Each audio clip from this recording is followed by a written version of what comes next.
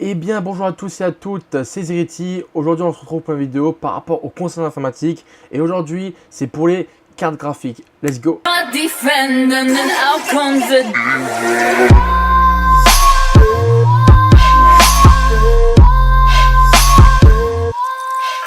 Bah c'est parti. En outre de parler des caractéristiques dans le PC qui est important, je vais quand même vous dire qu'est-ce qu'est une carte graphique. En fait, une carte graphique, autrement appelée dans le temps carte VGA ou encore adaptateur graphique, en fait c'est une carte d'extension du PC comme rôle de produire des images à envoyer à un écran. En outre, c'est ça une carte graphique.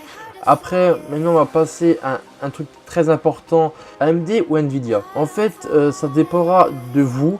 Ce que vous prenez déjà comme processeur, parce que moi, il y a beaucoup de gens qui vont dire la même chose que moi. Si vous achetez un processeur AMD, prenez toujours du AMD, il y a un Radeon. Vraiment prenez du Radeon. Si vous prenez autrement, si vous êtes chez Intel comme pros, prenez du Nvidia. On vous conseille de faire ça, autrement essayez pas de faire exemple du Intel avec du AMD Radeon. N'essayez pas, vous pouvez le faire hein, mais je vous conseille pas. Après, auparavant on pouvait dire que certains produits étaient plus puissants que d'autres. Actuellement Nvidia domine sur certaines cartes graphiques, mais AMD domine aussi sur certaines cartes graphiques. Actuellement on est un peu au même stade. Maintenant passons à l'étape très importante par rapport à cette vidéo, c'est à ce qui est intéressant dans la carte graphique.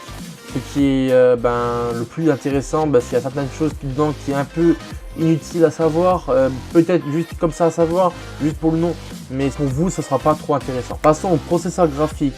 En fait, processeur graphique, c'est un GPU. On peut dire GPU par rapport au processeur graphique. En fait, le processeur graphique, c'est un peu le même système qu'un processeur dans une carte mère. C'est lui qui fait les calculs, c'est lui qui fait, il gère tous les calculs par rapport à l'image et qui envoie ça automatiquement à la mémoire et aussi qui envoie ça à l'écran pour avoir une bonne fluidité, tout ça. Il faut avoir un très bon processeur graphique. Pour ça, il faut vraiment prendre une carte graphique comparée à un chipset d'un processeur. Au moins le processeur prendra, il fera moins de calculs et il sera autant puissant. Au moins le processeur graphique GPU gère le côté image, côté tout ce qui est image. Et au moins le processeur même de la carte mère, lui il fait tout le reste, il fait tout le taf par rapport au PC. Comme le processeur graphique a aussi une fréquence qui est donnée en gigahertz ou en mHz. Ça indique laquelle la vitesse du GPU va par rapport à la puissance des calculs. Après ça, la fréquence, c'est un point qu'il faut quand même mettre de côté, comment dire, par rapport à quand même, c'est quand même important savoir la puissance de processeur graphique. C'est très important. Il n'y a pas que ça qui rentre en compte par rapport à la puissance d'un carte graphique. Il faut aussi voir au côté le nombre d'unités de calcul que le processeur de la carte graphique gère. Maintenant passons aux mémoire vidéo. La mémoire vidéo, c'est un peu la même genre que le processeur graphique. Elle se différencie par sa quantité, son type et sa fréquence. En fait, la quantité, c'est par rapport à le nombre de gigas que vous pourrez mettre dans la mémoire vidéo. Vous pouvez aller de 1 jusqu'à 12 gigas de mémoire, ou on peut dire aussi RAM, parce qu'on peut aussi l'appeler comme des RAM vidéo par rapport à carte graphique. Son type, c'est par rapport au nom GDDR. Le plus souvent utilisé actuellement, c'est GDDR3 et GDDR5. Je vous conseille GDDR5 par rapport aux jeux vidéo. Si vous voulez faire juste des vidéos tranquillement, utiliser le PC pour aller vite fait sur internet, mieux prendre donc alors du GDDR3 si vous faites juste de la bureautique multimédia. Et la fréquence, pareil pour entre les processeurs et les RAM de la carte mère. Les connecteurs. En fait, les connecteurs, il y en a plusieurs, sauf que dans cette vidéo-là, je vais vous dire juste un. Très important, car les autres connecteurs me font peur parce que j'ai vu certains connecteurs. À cause de ça, je vais vous dire le plus courant que tout le monde utilise. En fait, le plus courant que tout le monde utilise, c'est le PCI Express. Actuellement, le PCI Express, on est à 3.0, on est passé en 3.0, mais pour les personnes qui vont dire oh putain, on est passé en 3.0, ma carte graphique elle sera plus compatible parce que elle sera en 2.0. Non, bonne nouvelle, vous pouvez, c'est comme les USB 2.0 et 3.0, vous pouvez prendre un 2.0 et brancher dans un 3.0, automatiquement ça marche. c'est pareil pour ça, pour les PC Express. Vous avez un PC Express d'une carte graphique de 2.0. Si vous êtes carte mère et à 3.0, vous pouvez mettre dessus, ça marchera. Le refroidissement. Auparavant, j'ai fait une vidéo par rapport au refroidissement. J'avais pas envie de mettre ça là-dedans. J'avais envie de faire carrément dans cette vidéo-là, vous parler de ça. En fait, le refroidissement, ça dépend du prix que vous mettez pour une carte graphique. Certains sont des cartes graphiques passifs, automatiquement c'est sans ventilation, ça c'est beaucoup pour de la bureautique, tout ça. Certaines personnes comme moi ont un système de refroidissement constructeur. Il y a d'autres personnes qui passent directement au water cooling, directement pour la carte graphique. Moi, pour mon utilisation que j'ai actuellement, moi je laisse de base parce que faites gaffe à ça. Si vous voyez que votre carte graphique augmente de degrés et que les ventilations ça suffit pas pour le refroidir, changez, allez sur un water cooling, car si il chauffe trop, c'est comme un processeur, il peut cramer. S'il crame, il est mort et vous devrez changer de carte graphique. Là c'est très important, c'est de vous dire, il y a certaines personnes qui vont faire ça, certains connaissent déjà.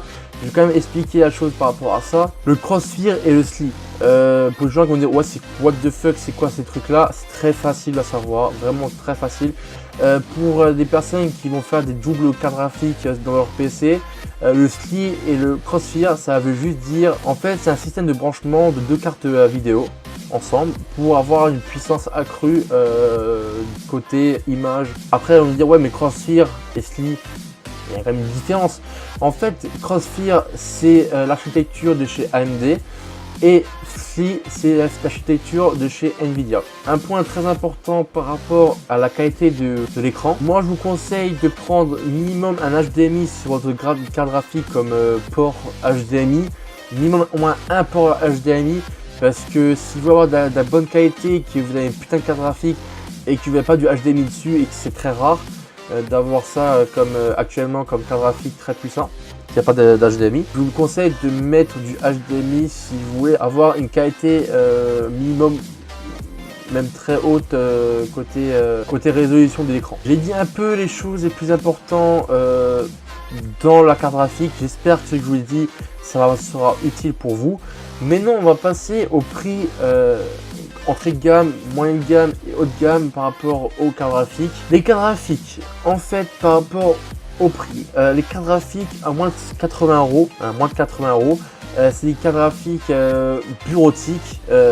Comme j'ai dit avant, ceux-là, certains sont passifs, juste pour du décodage, pour des lectures de vidéos, tout ça. C'est vraiment juste pour de la bureautique et du multimédia. Les cartes graphiques entre 80 et 150 €, ce sont pour les joueurs occasionnels qui veulent avoir quand même une qualité minimum du HD, au moins de du 720p à du 1080p, à vraiment une qualité déjà assez bonne, mais pas du hardcore qualité, exemple du 4K. Ouais, pour les gens qui aiment avoir peut-être plusieurs écrans, tout ça, c'est le minimum à avoir entre 80 et 150 €.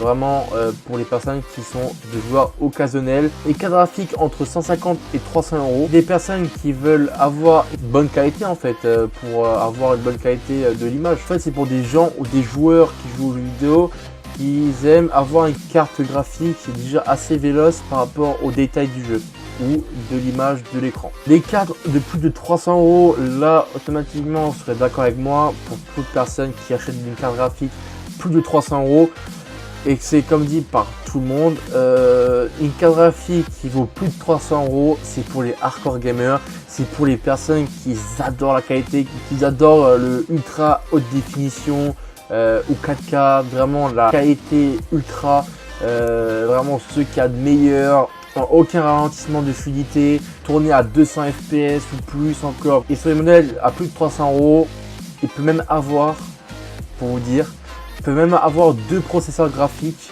sur une carte graphique. Maintenant passons aux constructeurs de cartes graphiques. EVGA, Asus, MSI, Gigabyte, Saphir, XFX. En fait, ces 6 constructeurs, pour moi, c'est les meilleurs côté carte graphique. Certains vont dire que certains vont être peut-être meilleurs que d'autres. Je ne fais pas de classement, comme je l'ai dit dans la scène vidéo, je ne fais pas de classement par rapport à ça.